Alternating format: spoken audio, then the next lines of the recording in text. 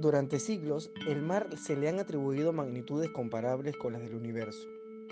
El mar insondable, inconmensurable, inagotable e inapropiable.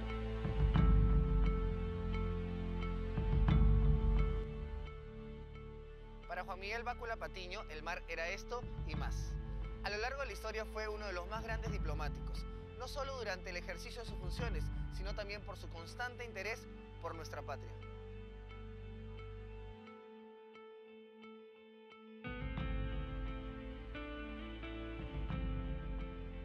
En las calles de 28 de julio nació Juan Bácula Patiño, un 17 de febrero del año 1914, hijo de madre huachana Antonia Patiño Albarracín y de padre migrante Juan Bácula. Su padre había sido croata, ellos eran migrantes que se asentaron en Huacho, así como se asentaron muchos alemanes, chinos, japoneses, ingleses, etc. Por eso siempre hemos dicho que Huacho es la tierra de todas las sangres. No solamente hay inmigrantes extranjeros, también hay inmigrantes del interior del país y la muestra es los que estamos aquí. Tuvo la oportunidad de ser alcalde en 1916, si mal no recuerdo, en la época en que los alcaldes no eran elegidos con voto popular, sino se elegían entre los principales contribuyentes. Y como él era un contribuyente en el sentido de que era una persona que acopiaba algodón, o sea, tenía una empresa, entre ellos lo eligieron como alcalde por un año también. En ese tiempo eran por un año nada más. Fue alcalde entonces en 1916. Tenía intereses en el tema del tranvía.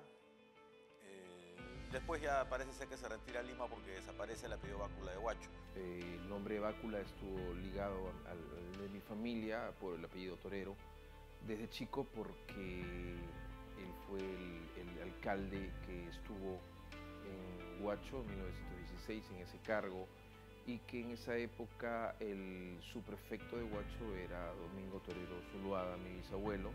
Y entonces las historias relacionadas con los Bácula para nosotros eran cercanas. Además, nosotros siempre, el abuelo Domingo nos hacía soñar con los días del ferrocarril, los días del tranvía, y nosotros sabemos por historia que la familia Bácula fue propietaria en la segunda temporada del tranvía, aproximadamente entre 1901 y 1918.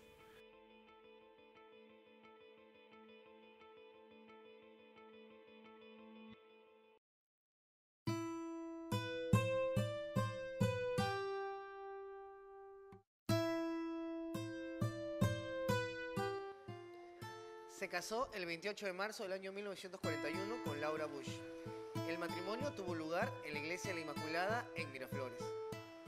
Fruto de esta unión tuvo 5 hijos: Marixa, Virginia, Juan Miguel, Claudia y Cecilia. Cuando me preguntan cuál ha sido mi mayor logro, no dudo en responder: mi familia, mi mujer y mis hijos, además de mis nietos. Son las palabras de Juan Miguel en Visión Cartográfica del Perú y América Latina. Él decía que él solía estar muy orgulloso de su familia, de los hijos que había tenido, y sobre todo él se sentía, digamos, alegre porque es lo que sus padres hubieran querido, es lo que decía él. Su educación primaria y secundaria la desarrolló en el Colegio La Reparación y La Inmaculada, previo a su ingreso a la Universidad Mayor de San Marcos.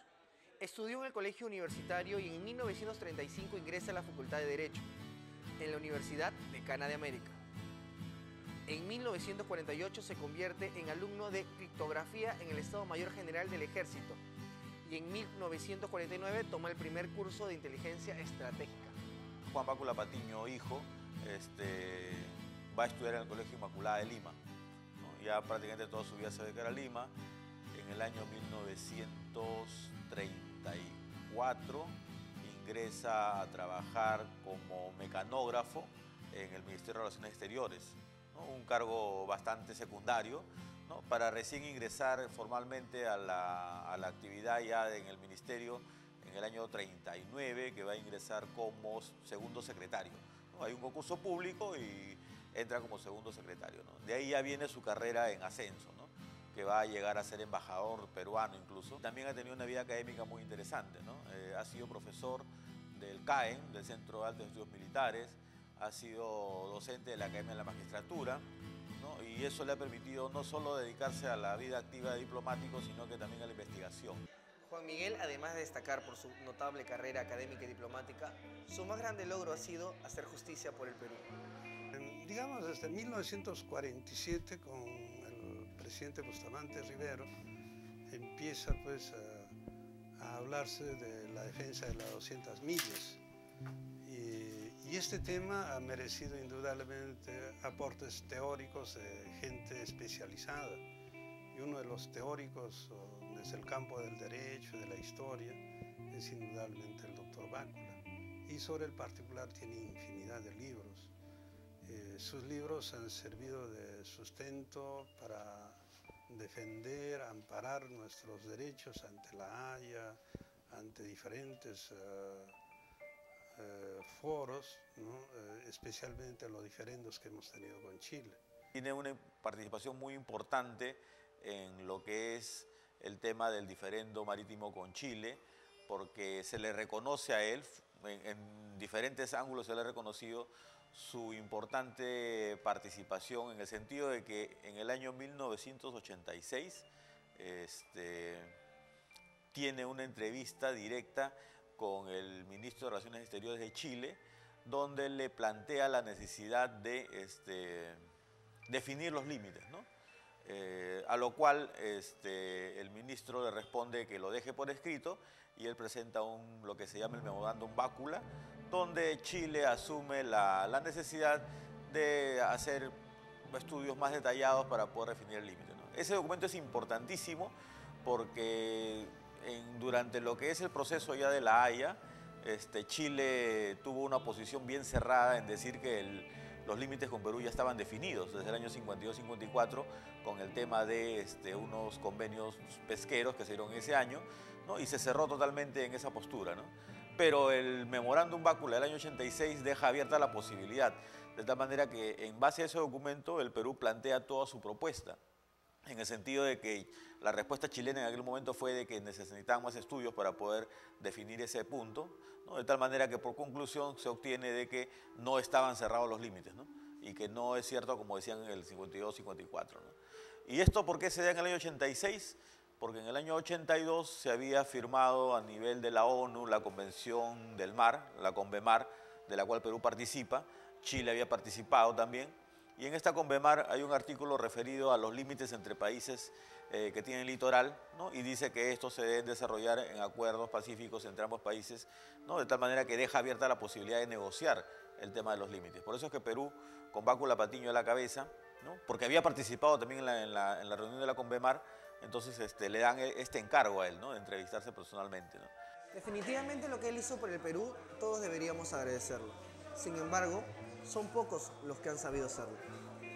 Lo que ocurre es de que hay muchos académicos, intelectuales nacidos en Huacho que se han realizado fuera, fuera son muy conocidos, muy valorados, pero en su tierra natal no. Yo recuerdo lo que pasó con Alfredo Torero, ¿no? Hasta después de su muerte ha sido un triste desconocido. Recién en los últimos años se le está valorando.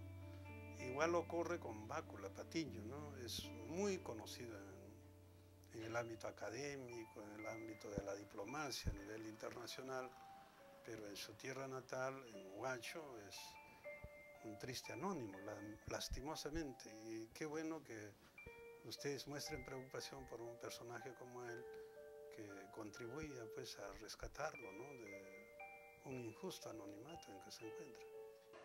Acertado el profesor Filomeno al decir que es vago el reconocimiento en su propia patria. En cambio, en el exterior es diferente. Sin embargo, la universidad que lo vio crecer no pudo ser ajeno a su gran trayectoria. Es por ello que en el año 2010, a la edad de 96 años, Juan Bácula Patiño recibió la distinción de doctor honoris causa en la comodidad de su hogar, junto a su familia entera. Todo reconocimiento que se le haga al embajador Bácula, hombres probos como él, definitivamente yo creo que serán pocos. Gente huachana que, como el caso de Pablo Macera, por ejemplo, o el caso de mi propio tío Alfredo Torero, el caso de don Arturo Pitaluga, el caso de varios personajes más, siempre serán pocos, creo, los reconocimientos en contraste con el enorme aporte que hicieron por nuestro pueblo. En el caso específico del embajador, definitivamente fue muy especial, en un momento especial para él, para su familia, y que lo importante es que no solamente queden en esta clase de homenajes, porque si bien es cierto, nosotros sabemos que fue hecho en la universidad, que se hicieron una serie de celebraciones, esas celebraciones deben continuar. Nosotros tenemos la obligación histórica de poder seguir contribuyendo a que este tipo de reconocimientos sigan vivos, sigan siendo cultivados, sigan siendo claros en el homenaje, y que este tipo de reconocimientos tienen que quedar en escritos. Los romanos decían que lo que no está escrito no es de este mundo, y si nosotros no publicamos, con el tiempo esto se va a diluir y finalmente se va a perder.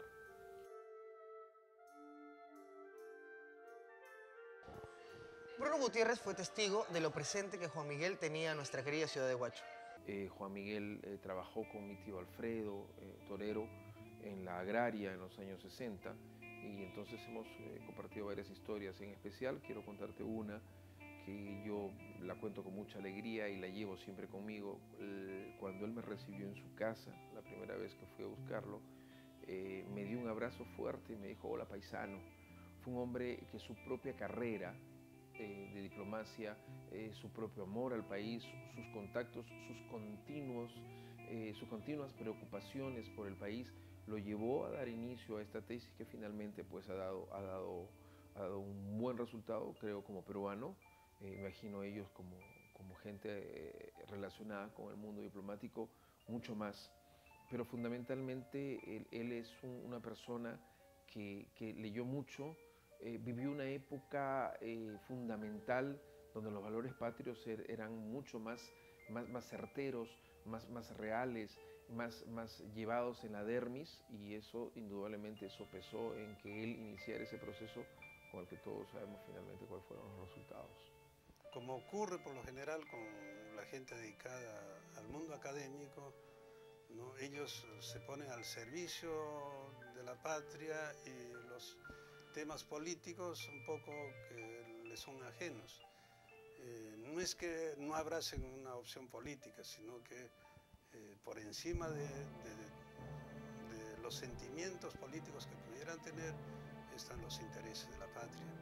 Y eso es lo que a mi entender pasó con él, ¿no? Siempre estuvo en primera línea cuando se trataba pues de amparar los derechos diplomáticos del Perú.